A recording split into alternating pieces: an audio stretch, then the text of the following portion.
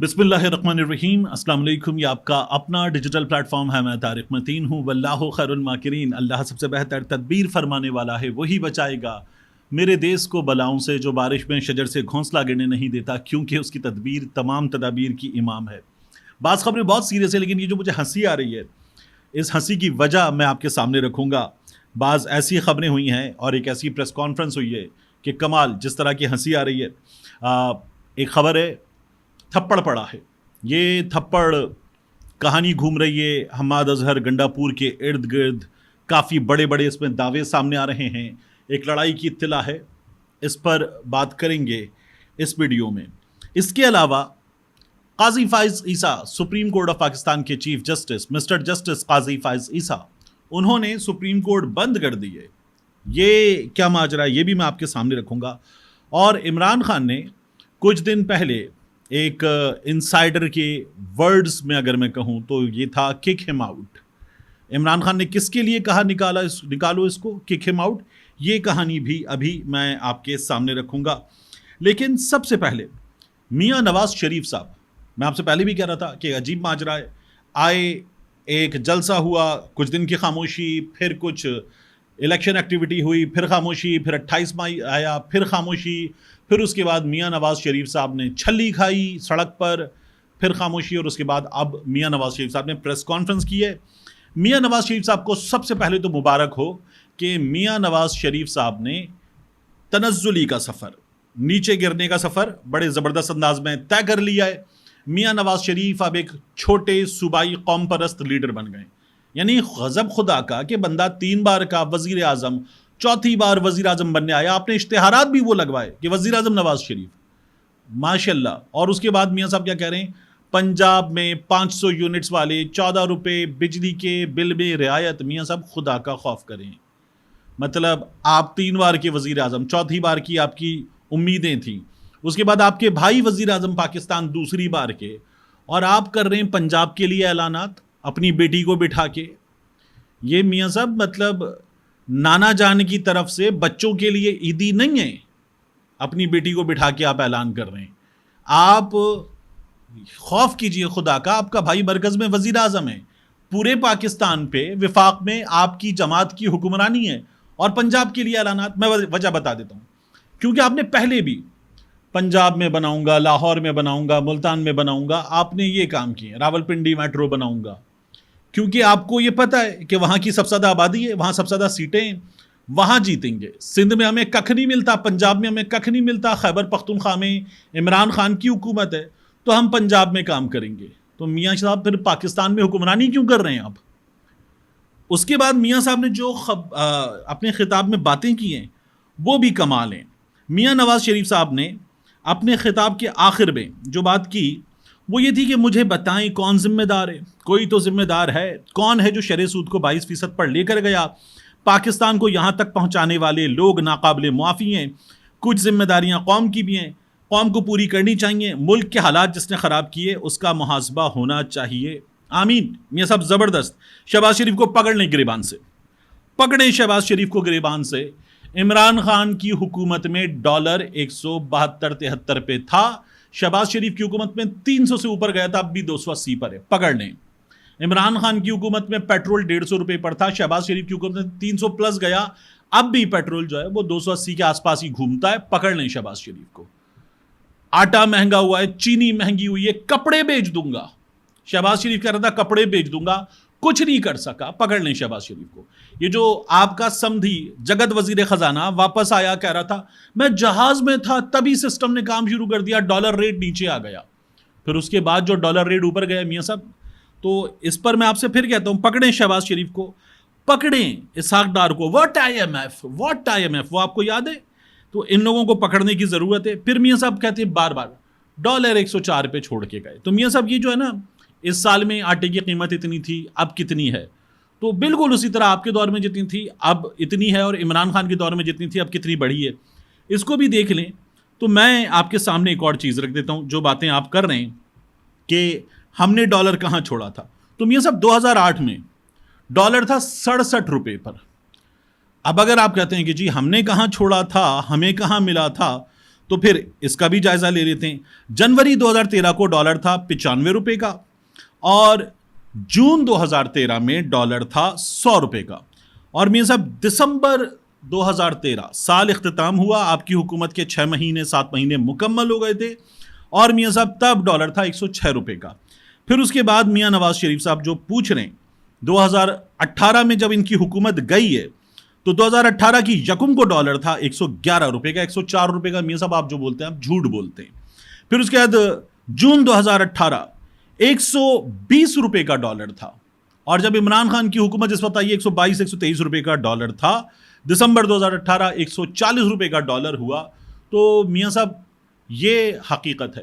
پھر اس کے بعد میاں نواز شریف صاحب جو پوچھ رہے ہیں اس میں یہ بھی ہے کہ ہم نے معیشت ٹھیک کر دی تھی. میاں نواز شریف صاحب نے معیشت ٹھیک کر دی تھی. 2013 میں پیپلز پارٹی کی حکومت گئی, کرنٹ اکاؤنٹ خسارہ تھا 2.5 ارب ڈالر. 2018 میں نون لیگ کی حکومت گئی, کرنٹ اکاؤنٹ خسارہ تھا 20 ارب ڈالر, 19.89. 2013 کے اختتام پر برآمدات تھی 25 ارب ڈالر. اور میاں صاحب آپ نے پورے 5 سال حکومت نکال لی, آپ کی حکومت میں برآمدات 2 ارب ڈالر نیچے آ گئیں, پہلے 25 تھیں اب 23 ہو گئیں. تو میاں صاحب کیا آپ نے خاک ٹھیک کیا؟ ہم نے معیشت کو ٹھیک کیا تھا, کچھ ٹھیک نہیں کیا آپ لوگوں نے. آپ لوگ صرف ایک جھوٹ بولتے ہیں اور وہ جھوٹ یہ ہے کہ ہمارے 4 سال 2017 شاہد خاقان عباسی جو ہے وہ یوگانڈا کا وزیر اعظم تھا. تو میاں نواز شریف صاحب آپ کی حکومت جس طرح سے ناکام تھی اور اب بھی ناکام ہے, اور جس طرح سے آپ لوگوں نے عزت دی ہے بوٹ کو, اس کا نتیجہ ہے یاسمین راشد سے الیکشن ہارنے کے بعد جس طرح سے آپ بیٹھے ہوئے ہیں. خواجہ سعد رفیق نے کہا ہار مان لیں, رانا ثناء اللہ نے کہا ہار مان لیں, آپ کی جماعت کے لوگ تمام بڑے صافی بتاتے ہیں ایڈے فرق نال ہارے ہیں اسی. تو میاں صاحب ایڈے فرق نال تو اسی ہار گئے ہو, اب باتیں کر رہے ہیں آپ, وہ بھی اگست میں شدید گرمی اور حبس والے موسم میں مفلر پہن کے آپ بیٹھ جاتے ہیں اور اس کے بعد آپ کو لگتا ہے لوگ یہ باتیں سن لیں گے, پھر آپ پوچھتے ہیں میں اسی لیے تو پوچھتا ہوں مجھے کیوں نکالا. میاں نواز شریف صاحب آپ کو بتانا چاہیے کہ مجھے کیوں نکالا. ایک اور پہلے جب آپ باہر چلے گئے تھے ملک سے تب آپ کہتے تھے 18 ستمبر تک آپ کہتے تھے پچھلے سال کہ جرنیل, اور اب آپ پھر جو دوبارہ ججوں پر آ گئے. تو میاں صاحب آپ نے ڈیل کر لی ہے, اس لیے آپ کے ساتھ یہ ہو رہی ہے جو ہو رہی ہے. تھپڑ کا معاملہ میں آپ کے سامنے رکھ دوں, تھپڑ کا معاملہ کیا ہے. دیکھیے تھپڑ کا معاملہ یہ ہے کہ پاکستان مسلم لیگ نون کے ٹپیکل اکاؤنٹ, ایک صاحب ہوتے ہیں وہ طاہر مغل نام ہے ان کا غالباً, عظمہ بخاری صاحبہ کے پتہ نہیں سیکرٹری ہیں یا ان کے کوئی اسسٹنٹ ہیں, ان کے آگے پیچھے لیفٹ رائٹ آپ کو مسلسل نظر آتے ہیں وہ. تو طاہر مغل نے کہا کہ جی حماد اظہر کو علی امین گنڈاپور نے تھپڑ مار دیا. اب اور یہ بھی بات ہو گئی کہ جی تم چھپ کے بیٹھے ہو, تم پارٹی کیوں نہیں چلا رہے وغیرہ, اس طرح کی باتیں مسلم لیگ نون کے اور بھی بہت سے لوگوں نے سوشل میڈیا پر کی ہیں. 1-2 چینلز نے بھی کیٹیگری سی کیٹیگری ڈی کے, انہوں نے بھی اس طرح کی خبریں چلائیں کہ بہت بری تلخ کلامی ہو گئی. میں نے سیدھا خیبر پختونخوا حکومت میں اہم ترین ذمہ دار لوگوں سے بات کی اور میں نے ان سے پوچھا, میں نے کہا کیا ماجرا ہوا. انہوں نے کہا تلخ کلامی ہو جاتی ہے. گنڈاپور صاحب جس طرح کے جس مزاج کے آدمی ہیں وہ بڑے گرم دماغ کے آدمی ہیں, تو ان کی تلخ کلامی ہو جاتی ہے اور صرف حماد اظہر سے نہیں باقی لوگوں سے بھی ہو جاتی ہے. انہوں نے کہا یہ گنڈاپور صاحب کا مزاج ہے, ٹھیک ہے ہو جاتی ان کی. حماد اظہر بھی ینگ بلڈ, ان کی بھی ہو جاتی ہے, لیکن یہ تھپڑ والی بات بالکل غلط ہے. دونوں اچھے دوست ہیں, اچھے تعلقات ہیں, اور پارٹی کے بعض لوگوں کو تو اختلاف ہے کہ ہمیں احتجاجی مہم میں کہاں تک جانا ہے.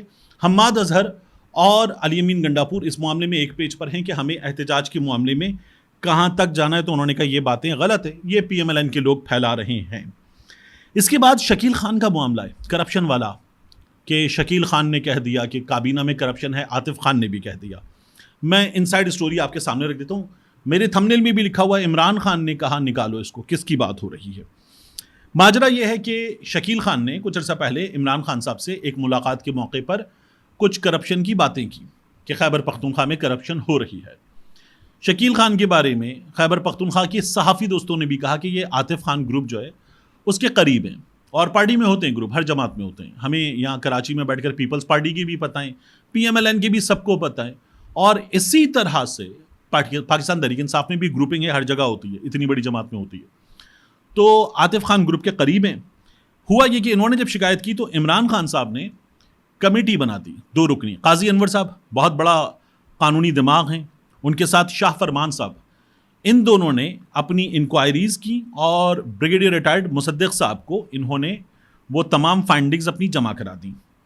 اس کے بعد شکیل خان صاحب کے حوالے سے پاکستان تحریک انصاف کے کچھ لوگ وہ کچھ چیزیں کہتے ہیں کہ جماعت کا معاملہ ہے, ہم جو کرپشن کے معاملات ہیں ان پر ایکشن وغیرہ لے رہے ہیں. ایک پریس ریلیز بھی جاری کی انہوں نے اور کہا کہ ان کو ڈی نوٹیفائی کیا گیا, وہ کہہ رہے ہیں استعفیٰ دیا ہے.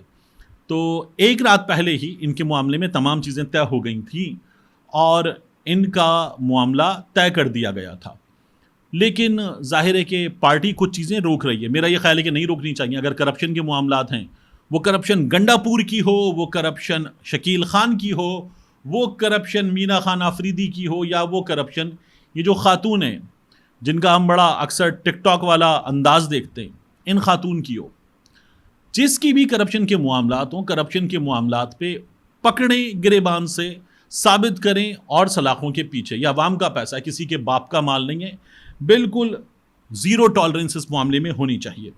لیکن ان کے معاملے میں ہوا یہ کہ اندر کافی کچھ چل رہا تھا. عمران خان صاحب کو یہ چیزیں بتائی گئیں جیل کے اندر, اور صرف یہ نہیں ہوا کہ عمران خان صاحب کو یہ شکایت والے انداز میں ادھر کی شکایت ادھر کی شکایت پتہ چلی ہو, بلکہ فائنڈنگز بتائی گئی. عمران خان صاحب نے تب کہا ذمہ داروں کے سامنے, نکالو اس کو, کک ہم آؤٹ کے ورڈز عمران خان صاحب نے تب کہے. یہ میرے سورس کا دعویٰ ہے. اب ظاہر ہے میں کراچی میں بیٹھا ہوں تو میں مختلف لوگوں سے یہ معلومات حاصل کر سکتا ہوں, تو میرے سورس کا دعویٰ یہ ہے کہ عمران خان صاحب نے یہ ورڈز کہہ دیے تھے, کک ہم آؤٹ. تو یہ ہو گیا. اب اس کے بعد ایک چیز اور دیکھیے آپ, عمران خان صاحب کی بہنوں نے, علیمہ خان صاحبہ نے جو کہا کہ قاضی فائز صاحب خود کو الگ کریں, اور کچھ وقت رہ گیا ہے عمران خان صاحب کے ساتھ, ہماری جماعت کے ساتھ جو وہ ناانصافی کریں, اس کا سلسلہ بند کریں, اپنے آپ کو الگ کریں. تو وہ باقاعدہ قاضی صاحب کے جو 190 ملین پاؤنڈ کیس میں ریمارکس تھے, جہاں قاضی فائز صاحب یہ بھی بھول گئے کہ جب یہ معاملہ زیر التوا ہے تو وہ کیسے بیٹھ کر ریمارکس دیتے ہوئے ججمنٹ والے انداز میں باتیں کر سکتے ہیں. یہ تو ماتحت عدالت پر چیف جسٹس کا اتنا بڑا پریشر ہوگا اور ایک بندے کا کیس خراب کرنے والی بات ہوگی. عمران خان تو ان کو کہہ رہے ہیں کہ آپ میرے کیسز سے الگ ہو جائیں, وہ بھی انٹرٹین نہیں کی گئی. قاضی فائز عیسیٰ کی عدالت کی جانب سے عمران خان صاحب کی اس درخواست کو وصول ہی نہیں کیا گیا. ایک وہ ہوا, اور پھر اب پاکستان تحریک انصاف والے کہہ رہے ہیں کہ ہمارے لیے پھر سپریم کورٹ بند کر دی.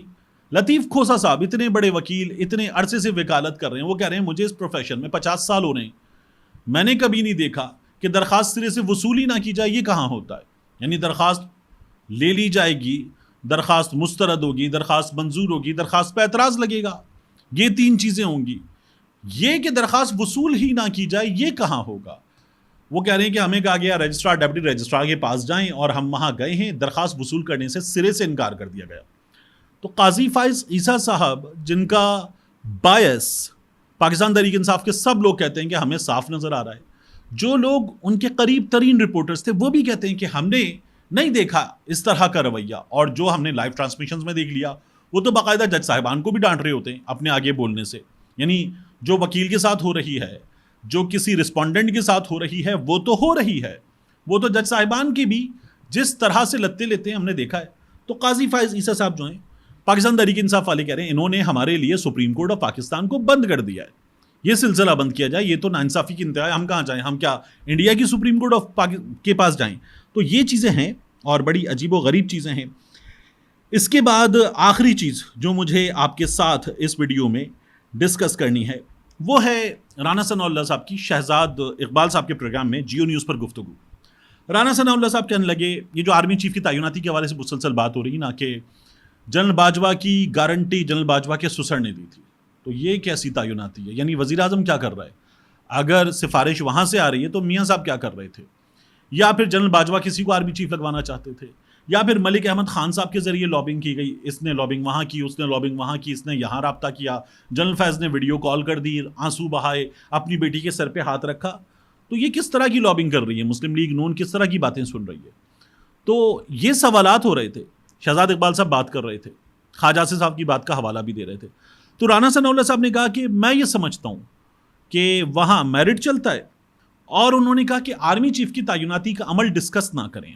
فوج کا اپنا ایک آرڈر ہے, اس میں اگر تھوڑا سا بھی کچھ اوپر نیچے بھی ہے تو بھی اس آرڈر کو ڈسکس نہ کریں, اس کمانڈ کو, جو فوج کی کمانڈ ہے اس کو ڈسکس نہ کریں, کیونکہ اس کمانڈ پر لوگ شہادت, جامع شہادت نوش کرتے ہیں, اپنی جان کا نذرانہ پیش کرتے ہیں. تو رانا صاحب یہ کمانڈ ڈسکس کرنے والی باتیں آپ جانیں، لیکن جامع شہادت نوش کرنے والے اس کمانڈ اور اس آرڈر پہ جامع شہادت نوش نہیں کرتے۔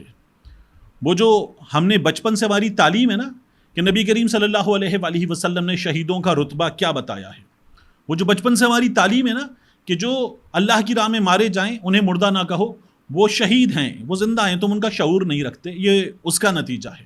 وہ جو ہم نے بچپن سے اپنی تعلیم میں پڑھا نا، جب تک نہ جلیں دیپ شہیدوں کے لہو سے، کہتے ہیں کہ جنت میں چراغاں نہیں ہوتا، یہ شہادت اس کا نتیجہ ہے۔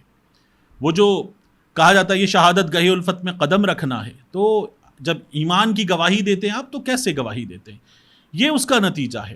یہ جو آپ کہہ رہے ہیں کمانڈ، اس کمانڈ کا ظاہر ہے کہ ایک ڈسپلن ہے، لیکن جو جان دی جاتی ہے وہ جان تو شہادت کے مرتبے کے لیے، انبیاء علیہم السلام کے بعد جو مرتبہ ہے جنت میں، تو وہ ہماری بچپن سے تعلیم کا حصہ ہے۔ شوق شہادت بچپن سے تعلیم کا حصہ ہے۔ شہادت ہے مطلوب و مقصود مومن، نہ مال غنیمت نہ کشور کشائی۔